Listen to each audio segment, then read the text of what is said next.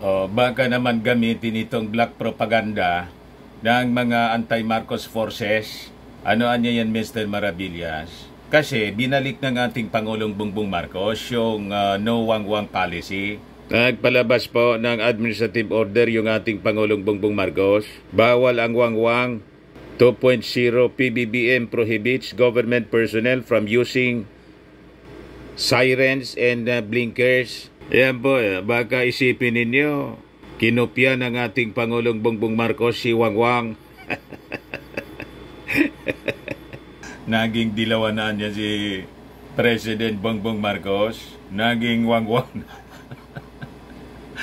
Agapan natin, siguradong may mali siya po yung balita. Huwag kami po. Alam na namin ang direksyon ng utak ninyo. Ialin tulad ninyo yung ating Pangulong Bongbong Marcos kay Panot. Binabalik lang mga kababayan ng ating Pangulong Bongbong Marcos yung kaayusan sa kalsada. At ito pong wangwang policy. May batas po dyan, presidential decree, panahon pa ni dating Pangulong Apulacay. So ang original po na nagpatupad ng ganyang policy, yung tatay ng ating Pangulong Bongbong Marcos. Yan po, 1973 pa mga kababayan, Presidential Decree number 96, January 13, 1973. Declaring unlawful the use or attachment of sirens, bells, horns, whistles, or similar gadgets that emit exceptionally loud or startling sounds, including dome lights and other signaling or flashing devices on motor vehicles in providing certain exemptions. Therefore, ayan po. O ngayon, in-expand ito, mga kababayan, noong panahon ni Panot, kahit government vehicle, kung hindi ka authorized, bawal po yung gumamit. Kasi dapat pantay-pantay po. Ito yung ipinatupad noong panahon ni, binalik lang po, panahon ni Panot. Sabihin ninyo, naging abnoy na rin yung Hindi man po si Panot yung original na nagpatupad ng ganyan po na policy. Yung tatay po ni President Bongbong Marcos. Ito ngayon mga kababayan yung sabi dito, Impact Leadership. No wangwang policy is back. President Ferdinand Marcos Jr. has issued administrative order number 18 prohibiting government officials and personnel from using sirens, blinkers, and other similar signaling or flashing devices similar to the no wangwang policy of the late President Benigno S. Aquino. Ayaw gamitin niya, ni Panot po yung totoong middle initial niya. Ang S niya, Simeon, pangalan pa rin. Ang middle initial po ni Panot, Coangco. Si Cory Aquino, Coangco po ang apelyido. Pagkatapos, yung kanyang anak na si Panot, mga kababayan, hindi ginagamit yung middle initial niyang C. Ginawang S. Yung S po, Simeon, pangalan pa rin niya. So, lipat muna tayo dito sa kotse para boylo. So, yung purpose ng ating Pangulong Bongbong Marcos, mga kababayan, itong paggagamit ng kung sino-sino na lang sa mga government agencies ng wangwang po, imbis makatulong sa daloy ng trafiko, lalo na dyan po sa Metro Manila, nagkukos siya ng traffic. Kasi di ba, before mga kababayan na dumarga, papuntang Amerika yung ating Pangulong Bongbong for the Trilateral Summit, kinausap muna niya yung mga local officials. Nag-town hall meeting siya, mga kababayan, para ibsan ang napakatagal na po na problema sa trapiko dyan sa Metro Manila. So sabi ng ating Pangulong Bongbong, being in government niya is not a privilege to allow them to break traffic rules dapat anya maging halimbawa kayo. Magandang halimbawa sa ating mga mamamayan. Bagong Pilipinas na po tayo eh. At mag-observe tayo ng road etiquette. Ito yung sinabi niya mismo doon sa kanyang video po, sa kanyang vlog, para maiwasan na niya yung napakalaking problema sa traffic natin at yung possible road rage. Pag pinagbigyan ka niya na makadaan, ano ba namang sabihin na salamat? Magpa-thank you man lang ng kaunti. Tama po. So binabalik lang ng ating Pangulong Bongbong Marcos yung mga dating policy, batas mga kababayan noong panahon ng kanyang tatay. Sabi nga, sa ikauunlad ng bayan, disiplina ang kailangan. Kasama doon mga kababayan yung disiplina sa trapiko. Kaya po, nag-decree po siya. Siya mismo yung gumawa ng kanyang batas po. Lahat ng presidential decrees po. Yung paglaban sa droga, presidential decree po yon mga kababayan. Panahon pa yan ng ating dating Pangulong Apo Lakay. So talagang gusto niya na maayos yung ating bansa, ang bagong Pilipinas. So doon sa meeting po, town hall meeting, nilista ng ating Pangulong Bongbong Marcos yung mga strategies para solusyonan yung napakatagal ng problema sa traffic dyan po sa Metro Manila. Yan sabi dito sa balita, Marcos list down strategies to ease Metro Manila traffic. Sabi dito sa Manila Bulletin, in his remarks, the President said the government was doing its best to resolve Metro Manila's traffic woes, not only for economic, health, and safety purposes, but also to ease the plight of the commuters. Grabe po kasi yung sakripisyo ng ating mga mananakay.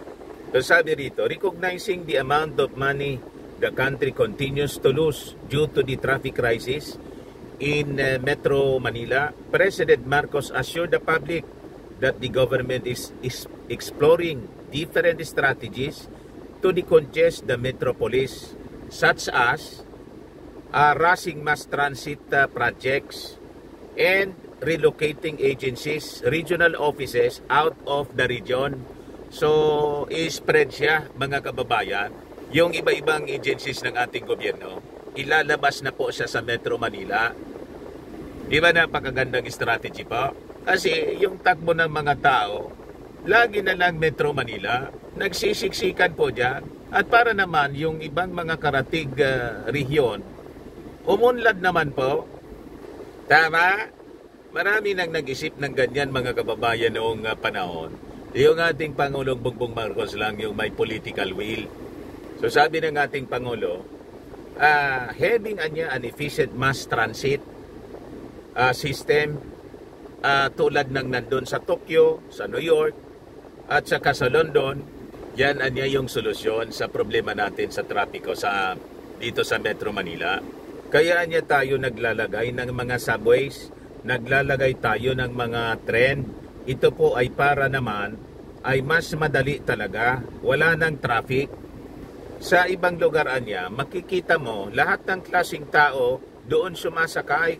Kahit yung mga mayayaman na may kaya, sumasakay sila sa tren. Yes, totoo po yon. Sa Europe, sa Amerika, ganun po. Dito po, lahat gusto na sa kotse. Yung sakay ng kotse, isa dalawa lang. Di ba? So, kailangan talaga mass transportation po. Kaya ako po, once lang, o twice yata, dinala ko itong kotse sa Metro Manila.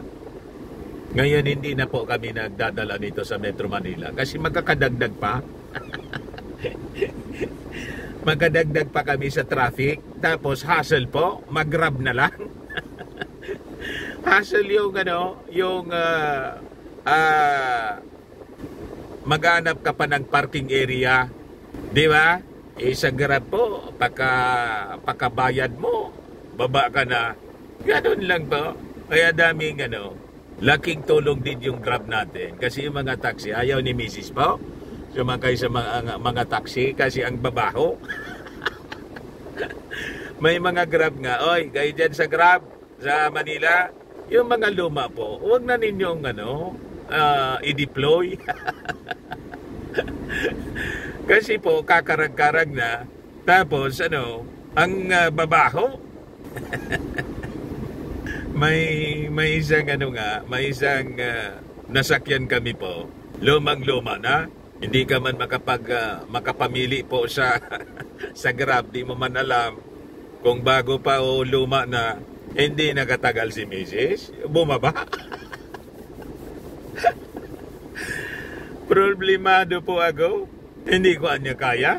Daddy, baba na tayo. Ang baho. So sabi ng DOTR, may 7 big ticket projects po to improve Metro Manila traffic once completed anya. So kasama na rito yung subway and 3 other mass transport systems will help solve the traffic congestion in Metro Manila, sabi ng DOTR. Ayon po kay DOTR Secretary Jaime Bautista, ito anyang flagship road and rail infrastructures aim to alleviate traffic by offering comfortable, efficient and accessible public transport as a better alternative niya to private vehicle owners, thus lowering the number nitong mga gumagamit ng kalsada. Ganun man po talaga, kaya ako ayoko nang dumagdag po. Iwan ko na lang ito dito sa amin, hindi pa naman po siksikan, pero nagsisimula na rin during rush hours. Parang nasa EDSA na rin kami rito sa Legazpi. Di ba?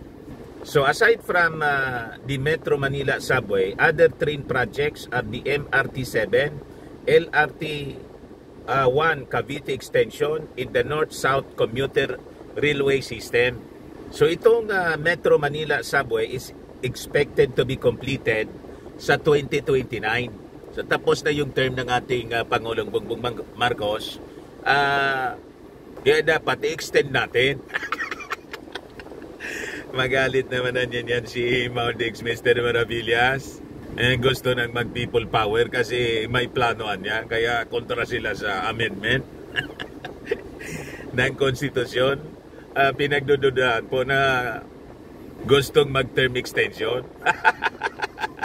So sabi rito, the MRT-7 next year and the LRT-1 Cavite extension is expected to start the operation before the end of 2024. So unti-unti po, luluwag na po ang kalsada dyan sa Metro Manila. Ito naman na NSCR system is a 147-kilometer train system that is planned to connect Metro Manila to key areas dyan po sa Bulacan and Pampanga in the north, and in Laguna, and in the south. Tapos last week, sabi ng ating Pangulong Bongbong Marcos, may utos na siya po para sa implement po ng railway system all throughout the country. Pinaayos na niya yung mga right of way, yung mga dadaanan po ng train. So hindi lang po Metro Manila, all throughout the country po ang project na gustong ma-implement mass transport ng ating Pangulong Bongbong Marcos. Yan ang bagong Pilipinas. Para yung tatay niya po, mga kababayan, ito yung tinatawag na build more, BBM. Di ba? So sabi rito sa balita, Bautista also cited the ongoing projects to improve the EDSA busway and the EDSA Greenways project, which was planned to improve the movement of pedestrians dyan po sa Balintawak and Cubao in Quezon City. Dyan po grabe ang traffic talaga dyan. Sa Cubao, Guadalupe in Quezon City, in Taft Mass Transit Station in Pasay City. The EDSA Greenways project is expected to be completed by 2027. BBM lang po ang sakalam. So sabi niya, the long-term gains and benefits niya from the big ticket transport projects will eclipse the short-term inconveniences caused by such projects, as this will help improve mobility and connectivity in mass. Sabi po ni Bautista, konting tiis lang po mga kababayan. Yung mga nag-aakusa sa ating Pangulong Bongbong Marcos na niya in 2 years time wala man na niyang nagawa. Anong walang nagawa po? Lalampasan na nga po yung 6 years ni Maudigs. Kaya po, mga kababayan, kita ninyo yung approval ratings ng ating Pangulong Bongbong Marcos. Yung may gusto sa Marcos po, sabi doon sa latest survey ng Okta, 31% for Marcos. They support Marcos. 20% na lang po sa mga Duterte. Di ba pa? Ayan man lang po mga kababayan, baka uminit yung ulo ng mga DDS.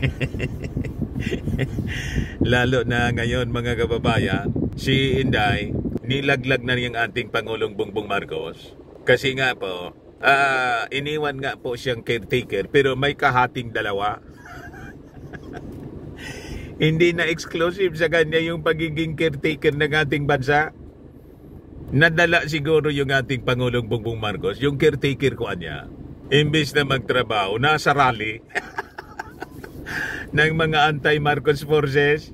Kaya inilagay niya mga kababayan si Executive Secretary Lucas Bersamin at saka si Dar Secretary Conrado Estrella III bilang kasama ni Inday na caretaker. So 3 na sila.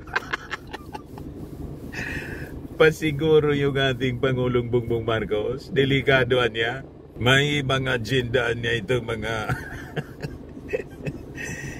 mga uhaw sa puder. Hindi makapaghintay. Di man po nila tinatago yung agenda. Sinisigaw nila, Marcos resign. Tapos sabi ni Roque, munti ka na niya. Lulusubin na namin yung Palasyo Malacanang. Yun din yung sabi po ni Maudigs doon sa Liwasang Bonifacio. Panong hindi malaman, ina-announce nila. Ayan man lang po mga kababayan muna. Ako po si Dante Maravillas. Bye-bye po. God bless.